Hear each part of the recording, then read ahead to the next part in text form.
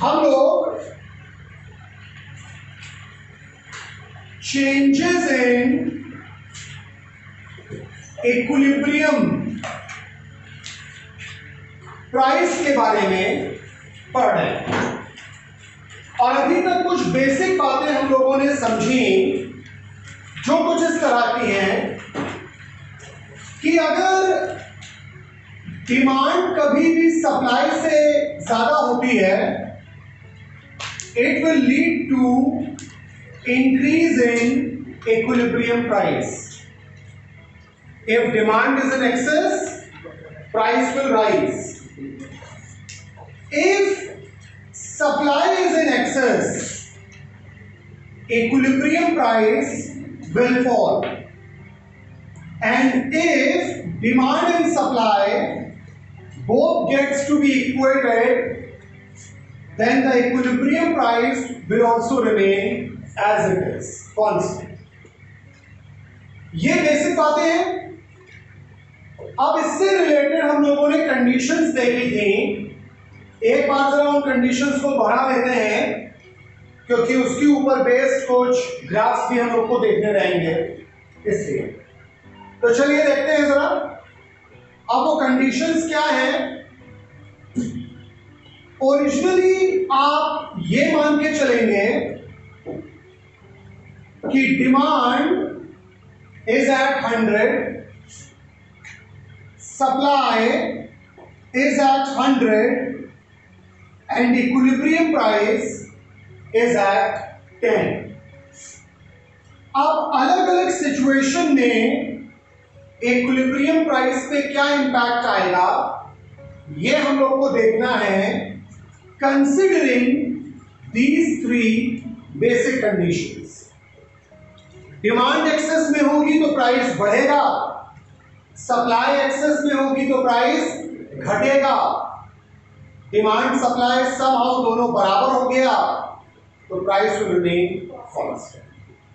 पहली condition, demand बढ़ गई, सप्लाई सेम है। डिमांड 100 थी, मान लेते हैं बढ़ के 150 हो गई, सप्लाई सेम रह गई 100। ऐसे में एक्सेस हो गया demand, price will definitely increase. अगर 10 था तो मान लेते हैं 15 हो गया, पहली कंडीशन। दूसरी, डिमांड घट गई, हर बार ओरिजिनल से देखेंगे, सप्लाई अभी भी सेम है, डिमांड 100 से घट के 50 पे आ गई, सप्लाई अभी भी 100 पे है। Now supply is in excess, price will definitely fall. 10 था तो 5 हो गया। ये दो कंडीशन एक जैसी हैं, क्योंकि दोनों में सप्लाई कांस्टेंट है। It's only the demand which is either rising और फॉलिंग।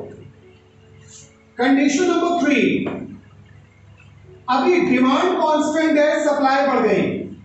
डिमांड 100 की 100 पे है, सप्लाई 100 से 150 पे हो गई, एक्सेस सप्लाई हो गया, प्राइस विल फॉल। अगर 10 था तो 5 हो जाएगा। नेक्स्ट, डिमांड कांस्टेंट है, सप्लाई घट गई। डिमांड 100 पे थी, अभी भी 100 पे है, सप्लाई 100 पे थी, ये घट के 50 पे है। Now excess is in demand, now the price will increase. अगर 10 था तो मान लेते हैं 15 हो जाएगा। ये दो कंडीशन एक जैसी हैं, क्योंकि दोनों में डिमांड कांस्टेंट है। It is only the supply which is either rising और फॉलिंग। अब आगे बढ़ते हैं। कंडीशन नंबर 5, 6, 7, ये तीनों इंटर रिलेटेड होंगी। इसमें क्या है, डिमांड बढ़ गया, सप्लाई भी बढ़ गया, और दोनों बराबर से बढ़ गया। डिमांड 100 से 150, सप्लाई भी 100 से 150, दोनों बढ़ के बराबर हो गया। Equilibrium price to remain exactly the same at 10। फिर क्या है भाई, दोनों बढ़ा, डिमांड ज्यादा से बढ़ गई, सप्लाई कम से बढ़ी। डिमांड 100 से बढ़ के 200 हो गई, सप्लाई भी बढ़ी है, वो भी 100 से बढ़ के 150 हुई, यानी उतनी नहीं बढ़ी जितनी की डिमांड। डिमांड एक्सेस में हो गया और डिमांड एक्सेस होने की वजह से प्राइस विल इंक्रीज। 10 था 15 हो गया। फिर क्या है, दोनों फिर से बढ़ रहा है, डिमांड कम से बढ़ेगा, सप्लाई ज्यादा से। डिमांड 100 से बढ़ के 150 पे आ गया, 150, सप्लाई ज्यादा तेजी से बढ़ रहा है, 100 से वो 200 पे आ गया।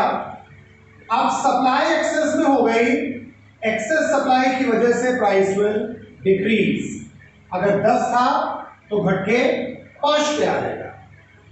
सिमिलरली कंडीशन नंबर 8, 9 एंड 10 ये तीनों इंटर रिलेटेड होगी। अभी क्या है, डिमांड सप्लाई दोनों घट गया और दोनों बराबर से घटा, दोनों बराबर से घटा। ये 100 था 50 हो गया, ये भी 100 से 50 हो गया, दोनों बराबर से घट रहा है, अगेन दोनों बराबर हो गया, equilibrium price will remain the same at 10। फिर दोनों घट रहा है, डिमांड ज्यादा तेजी से, सप्लाई कम। डिमांड ज्यादा फॉल करेगा, ये 100 से घटते घटते 25 पे आ गया, जबकि सप्लाई 100 से घटते घटते 50 पे ही आया, यानी दोनों फॉल हुआ, सप्लाई कम फॉल हुआ है, डिमांड ज्यादा फॉल हुआ है। As a result supply is in excess और सप्लाई एक्सेस होने की वजह से प्राइस विल डिक्लाइन, 10 से 5 पे आ गया। फाइनली दोनों फॉल कर रहा है, डिमांड कम से, सप्लाई ज्यादा से। डिमांड 100 से फॉल करके 50 पे आ गई, सप्लाई 100 से फॉल करके ज्यादा 25 पे आ गई। As a result demand became greater than supply, price will definitely be increase. अगर 10 था तो बढ़ के 15 हो जाएगा। ये तो हो गई आपके सामने अलग अलग सिचुएशंस कि कौन सी सिचुएशन में प्राइस में क्या इंपैक्ट आएगा, प्राइस कब राइज करेगा, कब फॉल करेगा, कब डिमांड में चेंज आएगा, सप्लाई में चेंज आएगा।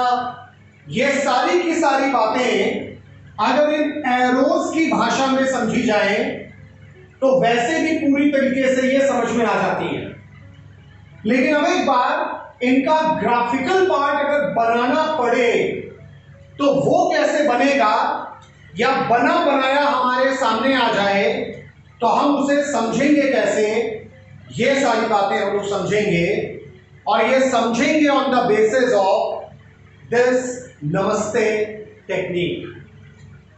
मैंने लास्ट टाइम में भी आपको बताया था, हम लोग इस तरह से जो पोस्चर करते हैं, इस पोस्चर के बेसिस पे भी हम ग्राफ्स को समझ भी सकते हैं और सिर्फ इसी पोस्चर की मदद से ग्राफ बना भी सकते हैं। सुनने वाले को बड़ा अजीब लगेगा, लेकिन एक्चुअली इट्स अ रियलिटी। कैसे, एक बार जल्दी से रिवाइज करा देता हूं इस पोस्चर का मतलब क्या है। नॉर्मली जिसे हम नमस्ते का साइन कहते हैं, ये इस्तेमाल होगा ग्राफ बनाने में और समझने में। कैसे, लेट्स सी, ये हमारा राइट हैंड है, ये हमारा लेफ्ट हैंड है, और दोनों को अगर आपस में जोड़ दिया जाए तो ये एक तरीके का नमस्ते का एक पोज बन जाता है, पोस्चर बन जाता है।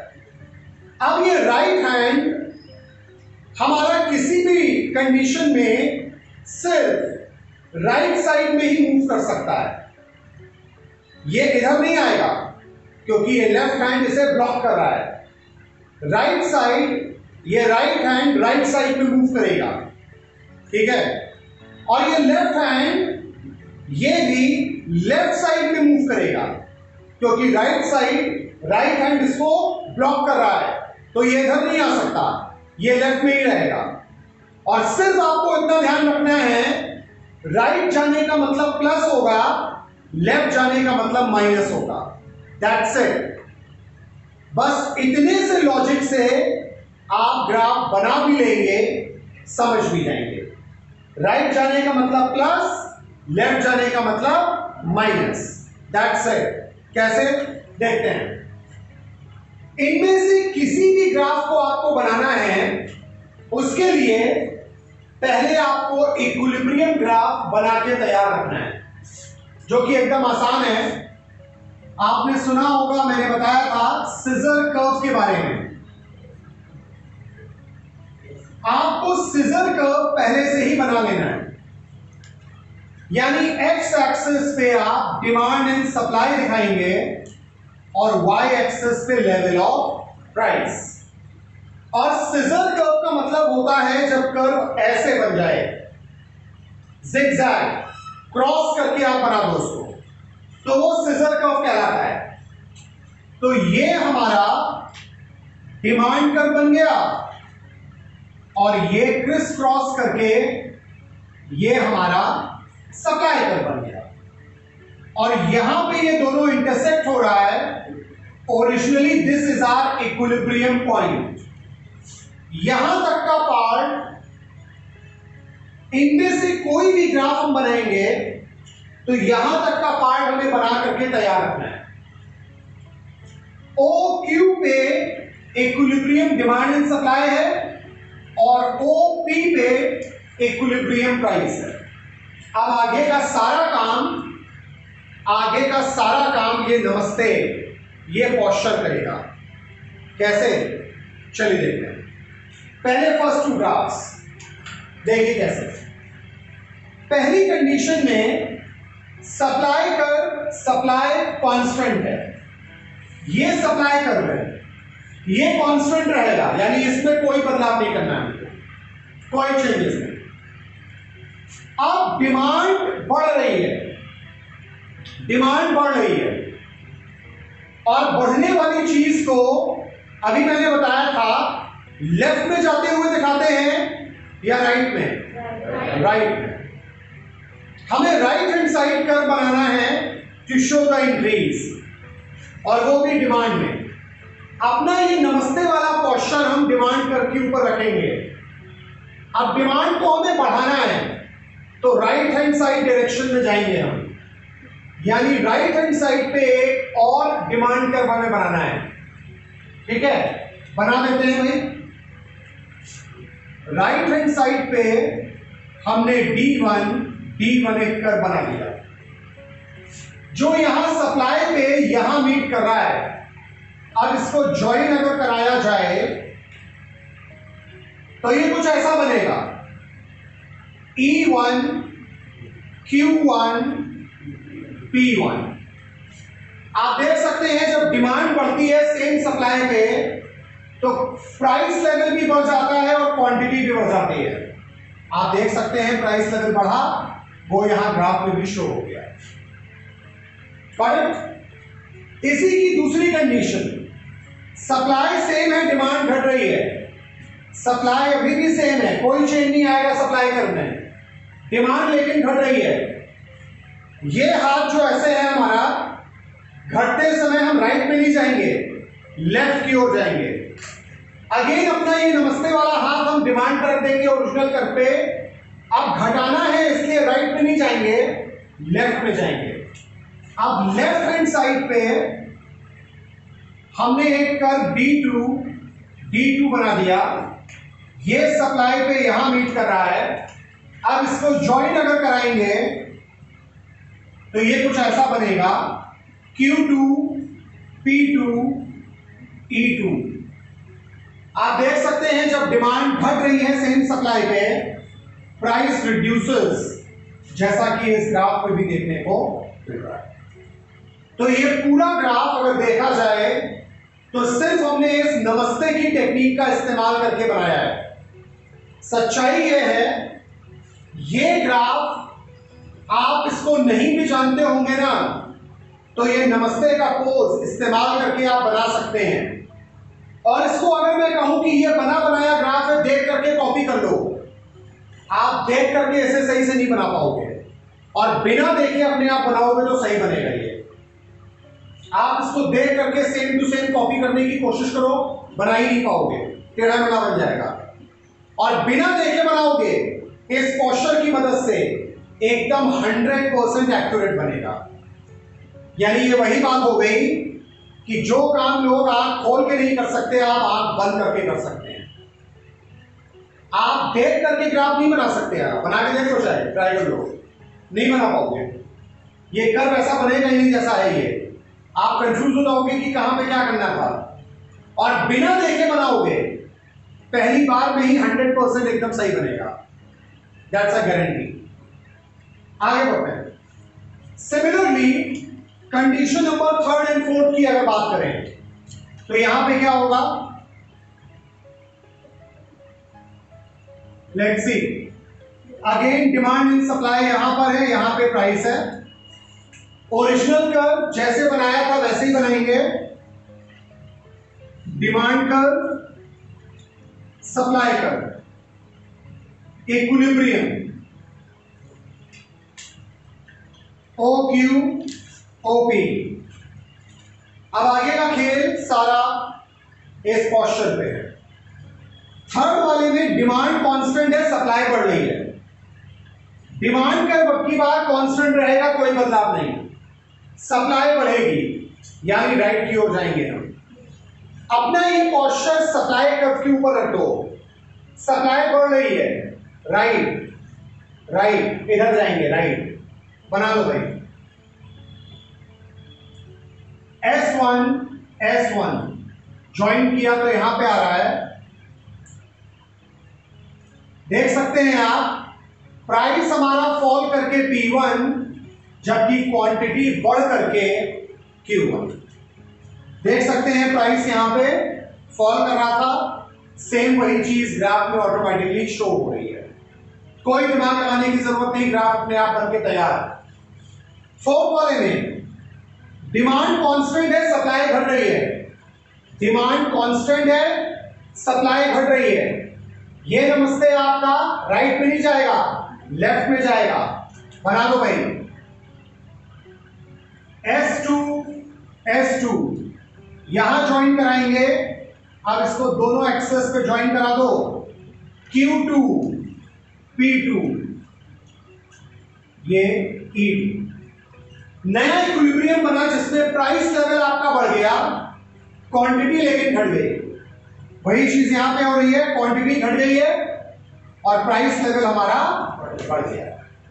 अगेन ये वाला ग्राफ भी अगेन मैं गारंटी के साथ कह सकता हूं, देख के बनाओगे एज इट इज नहीं बना पाओगे, इट्स हाईली कॉम्प्लिकेटेड। बिना देखे बनाओगे आराम से बन जाएगा अपने आप, पहली बार में ही सही बनेगा। सेम इसी पैटर्न पे कंडीशन नंबर 5, 6, 7 होगा। एक मैं उसमें से बता देता हूं, बाकी आप समझ जाएंगे। जैसे कि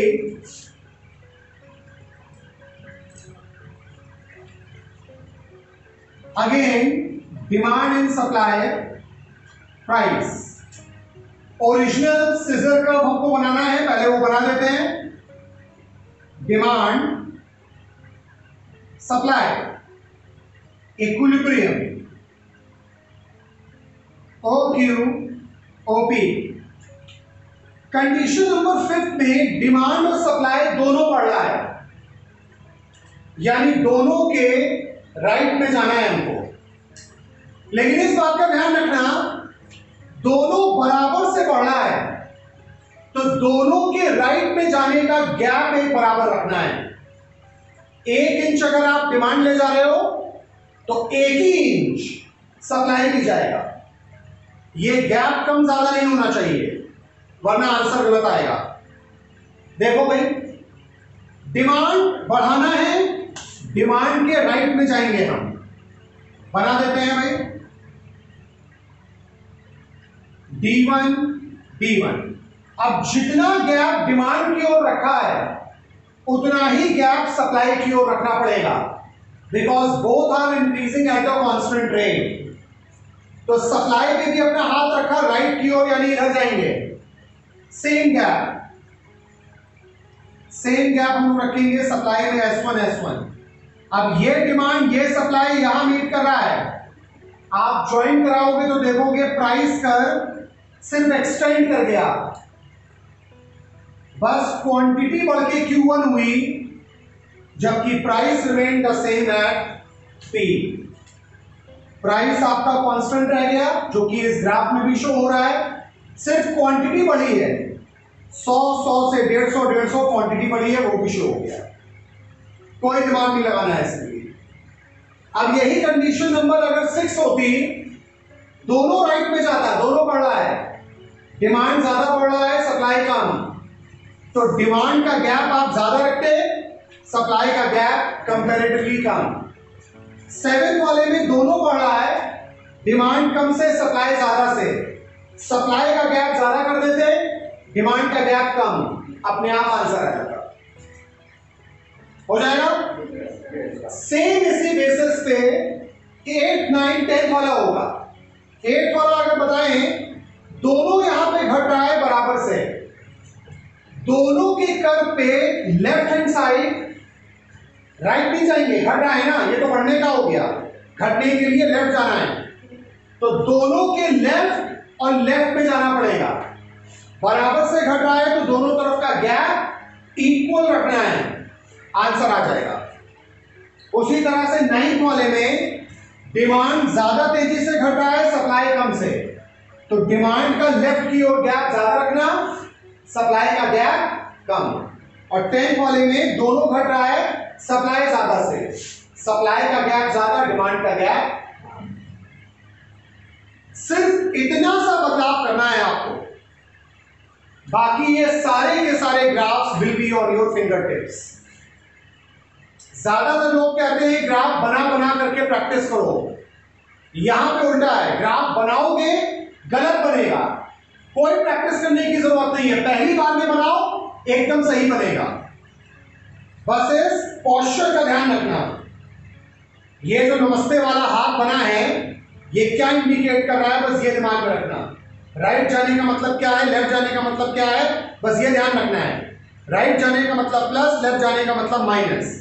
सिंपल ये टेक्निक है और इसके बेसिस पे आप कोई भी ग्राफ सॉल्व कर सकते हो जाएगा। ये इतनी सिंपल टेक्निक है, इनफैक्ट आप कहीं पे भी सर्च करोगे, आई डोंट रियली थिंक कि दुनिया में किसी किताब में भी इस टेक्निक के बारे में ऐसा कुछ दिया होगा, किसी गूगल में आपको ऐसा कुछ मिलेगा। तो ये बहुत ही सिंपल टेक्निक है, इसी की मदद से आप जैसा चाहो इसमें से ग्राफ बना सकते हैं। यहां तक क्लियर? चलिए आगे बढ़ते हैं। अब स्ट्रेट अवे आते हैं। हाँ, अब एक और टॉपिक है, जस्ट अ मिनट। ये टॉपिक भी आपको एग्जैक्टली कैसे करना है, हाँ, अब टॉपिक है हमारा this thing, price control. Price control, अब क्या करना है इसमें, कैसे करना है इसमें, चलिए जरा समझने की कोशिश करते हैं। 189, ठीक है, चलिए क्या करना है इसमें। ये वाला पार्ट मैं रब कर दे रहा हूं, ठीक है, हाँ,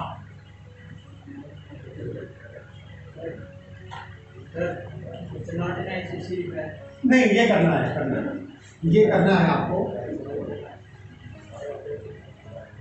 ये नॉट वाला हटा दीजिए, उसका मतलब नहीं, ये करना है आपको।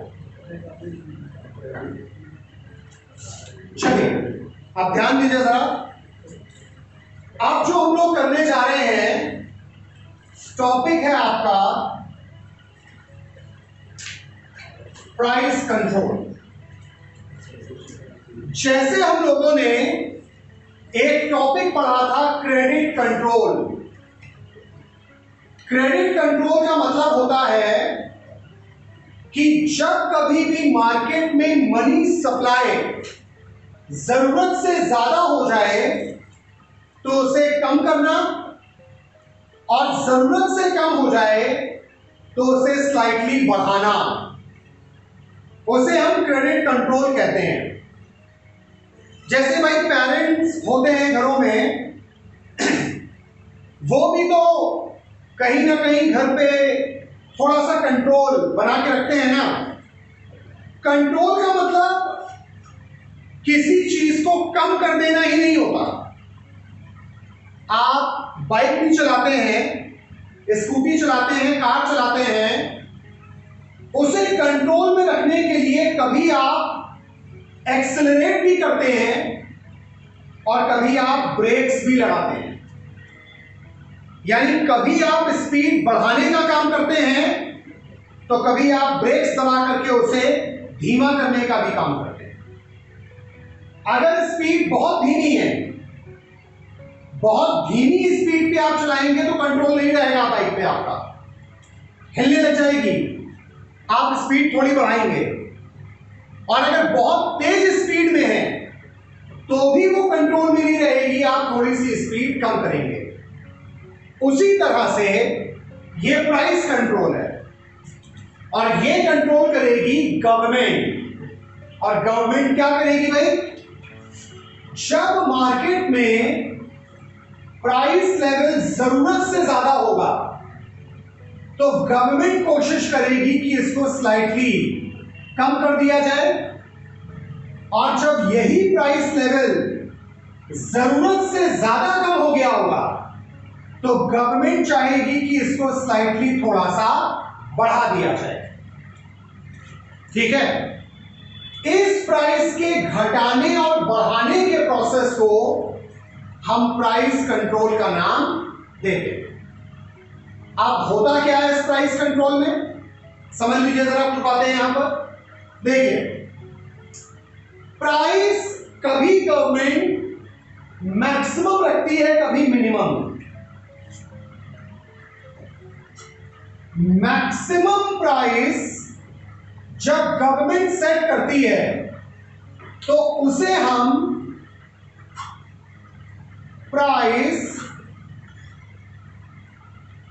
प्राइस सीलिंग के नाम से हम लोग जानते हैं। Price ceiling. और अगर गवर्नमेंट मिनिमम प्राइस रखे, मिनिमम, तो वो कहलाएगा फ्लोर प्राइस। अब दोनों का मतलब क्या है? इस कमरे में, इस रूम में सबसे हाईएस्ट चीज इज दिस सीलिंग। तो सीलिंग का मतलब हाईएस्ट है, और इस कमरे में lowest thing is this floor. तो फ्लोर से मतलब मिनिमम से है। ठीक है? लेकिन यहां पे एक ट्विस्ट है। वो ट्विस्ट है क्या? ये बड़ा इंटरेस्टिंग है। ये मैक्सिमम प्राइस रखा जाता है टू बेनिफिट कंज्यूमर्स, और ये मिनिमम प्राइस रखा जाता है टू बेनिफिट आइदर प्रोड्यूसर्स और सेलर्स। सर बात बिल्कुल समझ में नहीं आई। Reason being, sir maximum price किसी चीज का रखा जाएगा, हाईएस्ट प्राइस, उससे फायदा तो सेलर को होगा ना, कि वो ज्यादा रेट में बेच रहा है, तो फायदा तो सेलर का होना चाहिए। मैक्सिमम प्राइस से कंज्यूमर का भला फायदा कहां होगा? और मिनिमम प्राइस रखने पे कम से कम रेट रखा जाएगा, तब तो फायदा सही मायने में कंज्यूमर का होना चाहिए। सेलर कम रेट में बेच करके फायदे में थोड़ी रहेगा। लेकिन सर यहां आपने लिखा है कि मैक्सिमम प्राइस कंज्यूमर को फायदा पहुंचाने के लिए होता है और मिनिमम प्राइस प्रोड्यूसर को फायदा पहुंचाने के लिए होता है। सर ये बात समझ में नहीं आई। ये बात कैसे समझ में आएगी, आप ऐसे समझो। मान लीजिए अगर हम लोग अभी पेट्रोलियम प्रोडक्ट्स की बात करें, पेट्रोल डीजल इन सब की बात करें, ये चीजें मार्केट में छोड़ दी गई हैं कि मार्केट में डिमांड और सप्लाई के बेसिस पे रोज के रोज प्राइस वेरी होता है और वेरी होकर के बस ये लगातार बढ़ ही रहा है। 75 rupees, 80 rupees, 85, 90, 95. Now it is close to being 100. लगातार बढ़ ही रहा है। कुछ राज्यों में तो 100 के भी ऊपर है। ठीक है, अब अगर ये प्राइस इसी तरह से मार्केट में छोड़ दिया जाए तो ये 100 से 110 भी हो सकता है, शायद 120, 150 भी हो जाए और शायद होने को ये 500 रुपीज पर लीटर भी हो जाए, तो कौन सी बड़ी बात है, ऐसा भी हो सकता है। अगर पूरी तरीके से मार्केट में छोड़ दिया जाएगा तब तो सेलर्स अपने हिसाब से इसका रेट बढ़ाते ही चले जाएंगे, तो ऐसे में प्राइस जरूरत से ज्यादा बढ़ जाएगा। गवर्नमेंट जरूरत से ज्यादा बढ़े हुए प्राइस को कम करने के लिए मैक्सिमम प्राइस सेट करती है। यानी गवर्नमेंट ने मान लो तय कर दिया कि मार्केट में कुछ भी हो जाए, पेट्रोल का maximum price will be 120 rupees per litre. यानी ये मैक्सिमम लिमिट है, ये प्राइस सीलिंग है। मार्केट में अब कोई भी सेलर कुछ भी हो जाए इससे ज्यादा के प्राइस पे सेल नहीं करेगा, वरना ये शायद 130, 140, 150 कितना भी हो सकता है। या मान लो गवर्नमेंट ने 90 रुपीज को मैक्सिमम प्राइस सेट कर दिया कि कुछ भी हो 90 रुपए से ज्यादा के रेट पे ये मार्केट में सेल नहीं किया जाएगा। Highest price which you can charge will be 90। तो गवर्नमेंट ने प्राइस सीलिंग किया, मैक्सिमम प्राइस सेट किया, सेलर को फायदा पहुंचाने के लिए नहीं, टू बेनिफिट द कंज्यूमर।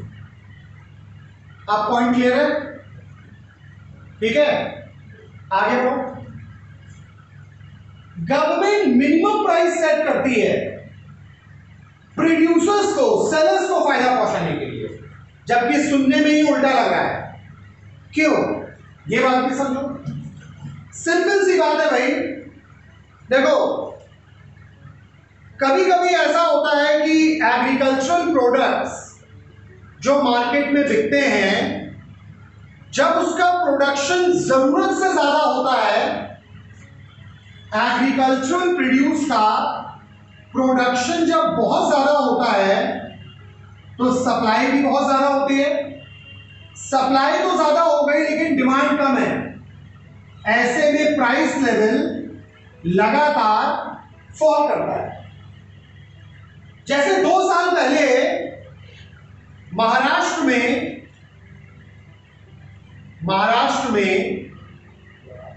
कांदा, प्याज, अनियन, उसका प्रोडक्शन इतना ज्यादा हो गया, इतना ज्यादा, इतनी ज्यादा सप्लाई हो गई कि मार्केट में कांदे का प्राइस, अनियंस का प्राइस 50 पैसा पर केजी पे आ गया।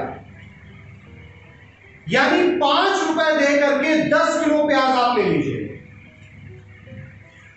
अब ये मार्केट पे अगर प्राइस छोड़ा जाए, ऐसे में तो फार्मर को अपनी कॉस्ट ऑफ प्रोडक्शन भी नहीं मिल पाएगी, हमारी लागत भी जितनी है उतना भी नहीं मिल पा रहा, उससे भी कम। तो ये सिचुएशन ना आने पाए, प्राइस जरूरत से ज्यादा फॉल ना करने पाए, इसके लिए गवर्नमेंट थोड़ा सा प्राइस बढ़ा करके मिनिमम प्राइस सेट करती है, फ्लोर प्राइस। कि मान लो भाई अनियन का रेट, गवर्नमेंट ने कहा कि भाई अनियन का रेट जो होगा वो किसी भी कंडीशन में 10 रुपीज पर केजी से कम नहीं होगा। यानी कम से कम मिनिमम सपोर्ट प्राइस, जैसा आपने सुना होगा MSP, minimum support price will be 10 rupees. यानी मार्केट में कोई भी फार्मर को 10 रुपए से कम के रेट पे यह सामान बेचने की जरूरत नहीं है। और अगर मार्केट में यह सामान नहीं बिकेगा इस रेट पे, तो गवर्नमेंट खुद इस रेट पे इस सामान को परचेज करेगी। तो यह काम किया जाता है कंज्यूमर को फायदा पहुंचाने के लिए नहीं, प्रोड्यूसर्स या सेलर्स को फायदा पहुंचाने के लिए। ठीक है, अब एक बात और समझ लो, मिनिमम प्राइस जब सेट किया जाता है तो ये मार्केट के इक्विलिब्रियम प्राइस, ये मैक्सिमम प्राइस जब सेट किया जाता है इनफैक्ट, तो ये मार्केट के इक्विलिब्रियम प्राइस से कम करके सेट किया जाता है। सेट होता है मैक्सिमम प्राइस, लेकिन इक्विलिब्रियम से नीचे, क्योंकि इक्विलिब्रियम पे अगर सेट कर देंगे तब तो वो बहुत ज्यादा पे सेट हो जाएगा। और ये minimum price, floor price, equilibrium price के ऊपर सेट किया जाता है, क्योंकि अगर ये इक्विलिब्रियम प्राइस के नीचे सेट करेंगे तब तो ये और कम हो जाएगा। 50 पैसे पे इक्विलिब्रियम प्राइस है, मिनिमम प्राइस उसके नीचे चले जाएंगे तो क्या 25 पैसे में हम सेट करेंगे? कोई मतलब ही नहीं है। तो उल्टा होता है लॉजिक यहां पे, मैक्सिमम प्राइस इक्विलिब्रियम प्राइस के नीचे सेट किया जाएगा और मिनिमम प्राइस इक्विलिब्रियम प्राइस के ऊपर सेट किया जाएगा। ये लॉजिक समझ में आया आपको? हाँ, इसको अगर ग्राफिकली मैं एक ही ग्राफ में बताने की कोशिश करूं तो आप ऐसे समझो इस बात को,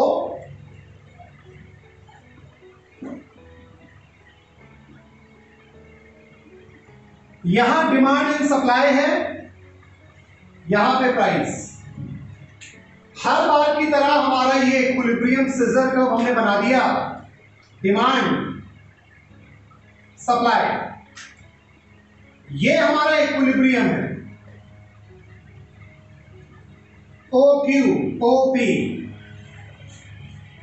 मैक्सिमम प्राइस जो सेट किया जाएगा इस इक्विलिब्रियम के ऊपर नहीं, नीचे सेट होगा। ठीक है, मान लेते हैं हमने इस लेवल पे सेट किया P1 पे, यहां सप्लाई मान लो S1 पे है, डिमांड D1 पे है। ये जो प्राइस सेट होगा P1, ये होगा आपका क्या? प्राइस सीलिंग, यानी it will be maximum price. क्योंकि अगर नॉर्मल मैक्सिमम प्राइस पे जाएंगे तो वो तो ऑलरेडी ज्यादा है, और मैक्सिमम अगर वहीं पे सेट किया तो कोई फायदा ही नहीं है। पेट्रोल का रेट मान लो 120 रुपए लीटर है, 120 पे ही सेट कर दिया तो फायदा क्या हुआ? या उसके ऊपर और चले गए तो भी क्या फायदा हुआ? उसका मैक्सिमम उसके नीचे सेट किया जाएगा। और जो मिनिमम प्राइस है, फ्लोर प्राइस, वो इक्विलिब्रियम प्राइस के ऊपर सेट किया जाएगा। सप्लाई है S2 पे, डिमांड है D2 पे, प्राइस है P2 पे, और ये हमारा है फ्लोर प्राइस, यानी कि मिनिमम प्राइस। ठीक है, यहां तक की बात क्लियर? अब एक दो बातें और समझो। जब हम लोग मैक्सिमम प्राइस इक्विलिब्रियम प्राइस के नीचे सेट करते हैं तो एक अलग तरह की सिचुएशन हमारे सामने आती है। इस इक्विलिब्रियम के नीचे ये ट्रायंगल बन रहा है, ये ट्रायंगल, है ना। इस इक्विलिब्रियम के नीचे अपना हाथ रखो नमस्ते वाले पोज में। ये डिमांड कर्व कहां जा रहा है? राइट, सप्लाई लेफ्ट, यानी डिमांड बढ़ रही है, सप्लाई घट रही है। जब मैक्सिमम प्राइस इक्विलिब्रियम के नीचे सेट होता है, यानी प्राइस थोड़ा कम कर दिया जाता है, तो डिमांड क्या हो जाती है? बढ़ जाती है, और सप्लाई क्या हो जाती है?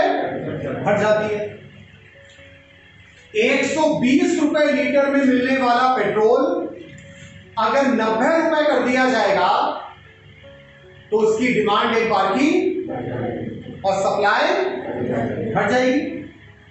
ऐसे में होगा एक्सेस डिमांड, और तब इसको डील करने का तरीका यह होगा कि भाई या तो हम first come first serve basis पे सामान दें, जो पहले आएगा वो पहले पाएगा, ऐसा कुछ, या एक कोटा सेट कर दें कि इससे ज्यादा किसी को भी नहीं मिलेगा। अभी जैसे देखो भाई, वैक्सीनेशन हो रहा है, डिमांड ज्यादा है, सप्लाई कम, तो सिंपल तरीका है फर्स्ट कम फर्स्ट सर्व। जो पहले बुकिंग कराएगा अपने स्लॉट की, उसे पहला मौका मिलेगा, जो बाद में कराएगा उसे बाद में मौका मिलेगा, जो पहले लाइन में लग जाएगा उसे पहले मौका मिलेगा, जो लाइन में बाद में लगा नहीं लगा उसे मौका नहीं मिलेगा। यही तरीका है, ठीक है ना। डीमोनेटाइजेशन हुआ, लिमिट बनाई गई कि भाई 4000 रुपए तक के नोट आप एक दिन में चेंज करा सकते हैं, एक हफ्ते में चेंज करा सकते हैं। डिमांड बहुत ज्यादा लोगों की थी, नई करेंसी लिमिटेड थी, लॉजिक क्या लगा? First come first serve, line में लगे सुबह से रात से, जिसका नंबर पहले होगा वो पहले पाएगा, जिसका नंबर बाद में आया उसे बाद में मिलेगा या फिर नहीं मिलेगा। तो यही तरीका यहां अपनाया जाएगा, ठीक है। और जब आप मिनिमम प्राइस को, फ्लोर प्राइस को इक्विलिब्रियम प्राइस के ऊपर रखते हैं, तब एक अलग प्रॉब्लम आती है। अब देखो यहां पे भी एक ट्रायंगल बन रहा है, अपना हाथ यहां रखा, सप्लाई जा रहा है राइट, डिमांड जा रहा है लेफ्ट, यानी सप्लाई प्लस में डिमांड माइनस में, सप्लाई बढ़ रही है डिमांड घट रही है। अब सिचुएशन आ रही है एक्सेस सप्लाई। हमने मिनिमम प्राइस को इक्विलिब्रियम के ऊपर कर दिया। अनियन जो 1 रुपए 2 रुपए में बिक रहा था वो हमने 10 रुपए का कर दिया। जब ऐसा करेंगे, रेट बढ़ा देंगे, तो डिमांड तो घटेगी और सप्लाई बढ़ेगी। अब इस प्रॉब्लम को सॉल्व कैसे करेंगे हम? या तो सरप्लस स्टॉक को हम एक्सपोर्ट कर देंगे, दूसरे देशों को बेच देंगे, या फिर जो बिलो पॉवर्टी लाइन रहने वाले लोग हैं, जरूरत से ज्यादा गरीब, बिलो पॉवर्टी लाइन, ऐसे लोगों को ये सामान फ्री ऑफ कॉस्ट में भी हम दे सकते हैं, जिससे उनका फायदा हो जाए कुछ। या फिर जितना भी सरप्लस स्टॉक है उसे गवर्नमेंट अपने पास बना करके रख लेगी, बचा करके रख लेगी for future use as buffer stock. हम बफर स्टॉक के तौर पे भी उस सामान को बचा के रख सकते हैं कि फ्यूचर में जब जरूरत पड़ेगी तब इसका इस्तेमाल हम करेंगे। तो these are the ways through which these price control are going to be tackled. तो इसमें पढ़ने लायक जो भी बातें थी वो क्लियर।